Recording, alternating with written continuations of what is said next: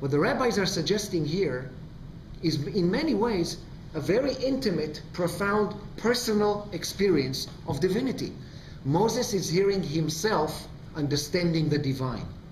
It's not something that is objective, but it is something that is subjective.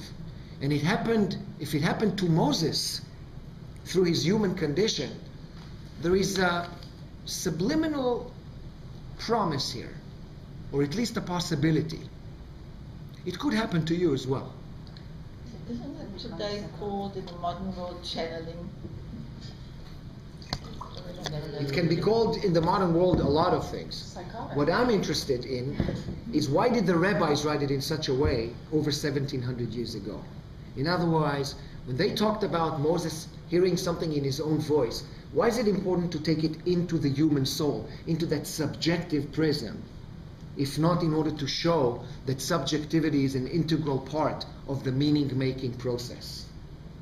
You have something that Moses had as well. You're both humans. You both hear voices. And I love it, the idea of hearing voices. By the way, the Rabbi of Piazetzner, if you heard that name, a great Hasidic rabbi, known as the Sfat Emet. He wrote the Sfat Emet.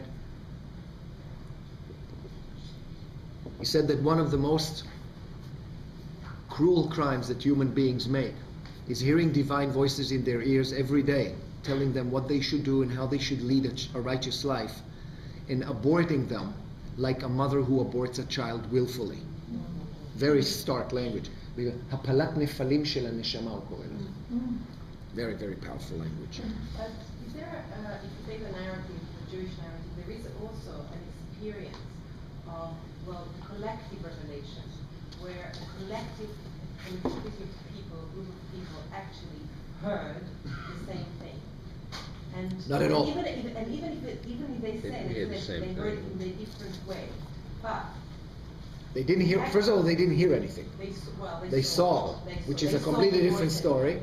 But what did they see? They experienced whatever it is that they experienced, that divine communion, connection, message, that then gets transfigured into a sentence, which is the first. I'll show you in a minute. The first saying. I'll show you in a minute that even the Mount Sinai event is not perceived in classical Judaism as an event that everyone saw the same way, and that is the reason behind. They didn't respond. They didn't hear the same thing. They didn't hear the same thing. So explain. We'll get there. No, but what I don't understand is, when you translate it into a document that has to then formalize whatever that they've heard or seen into a sentence, which is Ani Hashem Elokecha, okay? That is like it should have been gibberish. It should have, if it was not something of a consensus of what they heard, they should not have put it down in any case. But the fact that they did, so I don't understand that. I'll show you. It's not the rest, but that particular saying, the first. Well, some people say the first one, the first two Amirot, but there was a consensus that they saw it or heard it or experienced it collectively. No. The same. There was a consensus that they were all there. There's a very big difference. There was a consensus that the people of Israel were present at the time of the revelation at Sinai, that they witnessed that something happened. But that first saying depends who you ask. That's why I told you guys, Judaism doesn't talk. Jews do. I can show you books. I can show you books that say that the thing that they heard in Sinai was the Aleph, the breath of the Aleph of the Anochi. And the rest is commentary. And others that would say no. All the Torah, all the truth that are revealed and are bound to be revealed to all the sages until the Messianic era were already revealed in the first sentence. And were heard by all of the Israelites together. It depends who you ask. What I'm telling you here, and I'll show you in the text, why we light 2 Shabbat candles. Although according to Halakha you can light anything up to 1,000. I'll show you why too. And it answers exactly your question. There is a difference between what God said and what we heard. And when it comes to the human applicability of what God said, the question is no longer what did God say, is that what did we hear? And that's how the rabbis, for example, and I'll show you, deal with the apparent contradiction in the Torah itself. where one version said that God said in Sinai, Shamor et Yom HaShabbat, safeguard the Sabbath day. It says so. According to your logic, it says that's what God said. And in another place, the same verse says, Zachor. It doesn't say that they all heard it at that point. That's already Moses coming back and giving them. I'm talking about the first time they heard. There isn't a statement that the Torah says that they all heard. There isn't a single statement. They told him, you go up and now get the rest of the Torah, right? Yeah. So that the first saying. What first saying? Yeah, they didn't hear it as well. There's no document. There's no place where. Where? Show me. In the Torah, the people of Israel don't hear. The people of Israel themselves don't hear anything from the Ten Commandments as a community. Everything you're talking about from the Bible, from the Torah, everything you said up to this point is rabbinic midrashim. And I can show you other midrashim that say the exact opposite. But there is no place in the Torah that says that the entire people hear Anochi Adonai Elohecha. They hear a noise, and then there is a kol dmama daka, a still sound, voice, whatever that means. But there is no statement or utterance from divinity that is heard as a community by the people of Israel. You can check it. Let us continue. Yeah. But you can go to מה זה שמות? Zayin? Exodus 17, I think. I'll check it, maybe. Okay. Now let's look, guys, at page 3. Let's look at the next one, which is from the Mishnah Sanhedrin 4. One of the favorite. It's a fantastic verse that you should all get to know. From Mishnah Sanhedrin 4. Look at this. In order to demonstrate the glory of the King of all kings, God, see how, remember that the verse is written in a context, Mishnaic period, the Roman world, right? So they say, see how the emperor stamps many coins with the same imprint and they all look alike.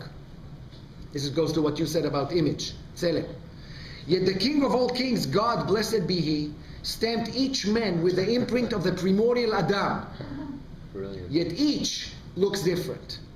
Therefore, each person must declare, this entire world was created for me.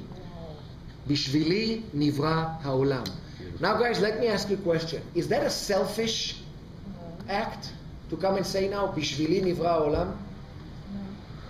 The whole world was created for me. How do you understand it? It's causing you to be responsible. It gives responsibility.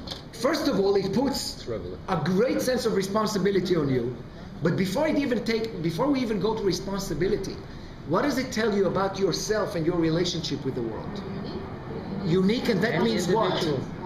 And that means what about? And that means what about the way you perceive the world? Different from everybody else. The number of worlds equals the number of those who see them. Guys, look around you. Look around us in this table. How many of us are here? 17, 18? I'm talking about physics. I'm not talking about everybody here sees the world, the entire world, from their own angle at every given moment in space and time. No one sees the same world as you at any point of your life until we die. That's why it's interesting. I just want you to understand, we all live, to a certain extent, in our own existential island. Mm-hmm. No one shares it. Ever. Ever. Once you start entertaining that thought, it can first of all get incredibly lonely. But second, it's invigorating. And then you get to the point of, wow, I am truly awesome. I'm using awesome here not in the American popular way. Awesome, in the fuller sense of the word. There is no one like me, period. Talking about being an image of the one and only God, when you understand that you are one and only as well. But look what it does here. It comes and says, although you're unique, you were all of us were stamped by the same divine imprint. In other words, it does exactly what the other midrash did. It says there is no uniformity among us, but there is a unity that informs our diverse appearance. And just as we are different in the way we look, look at Midrash Rabbah on Numbers. Ah, what a beautiful blessing. This is a blessing that every Jew must know. Must. If there's something I want you to take away from all our classes, is this blessing. Teach it to others. Upon seeing a multitude of people, in this case Jews, one should recite the following. It's known in Hebrew as Birkat Chacham Harazim. Blessed are you, God, master of all secrets. For just as their faces are different, so their opinions differ from one to the other, and each is entitled to his or her own mind. Guys, Midrash Rabbah. What's the Hebrew? Yeah. ברוך אתה השם חכם כל הרזים, כשם שאין פרצופיהן דומים זה לזה, כך גם אין דעתן דומה זה לזה, וכל אחד יש לו דעה בפני עצמו. That's the exact quote. My friend, 3rd century Palestine. Where did it go? Where did it vanish? Where did it vanish? Must have been above that. Okay? Now look at this Midrash Rabbah, the same Midrash Rabbah. Look what it says now to Moses. To Moses, the same Moses who heard the divine voice in his own head. His subjectivity being this most beautiful prism that guided a nation. Look what Moses says before his death. According to Midrash, right? This is not Torah.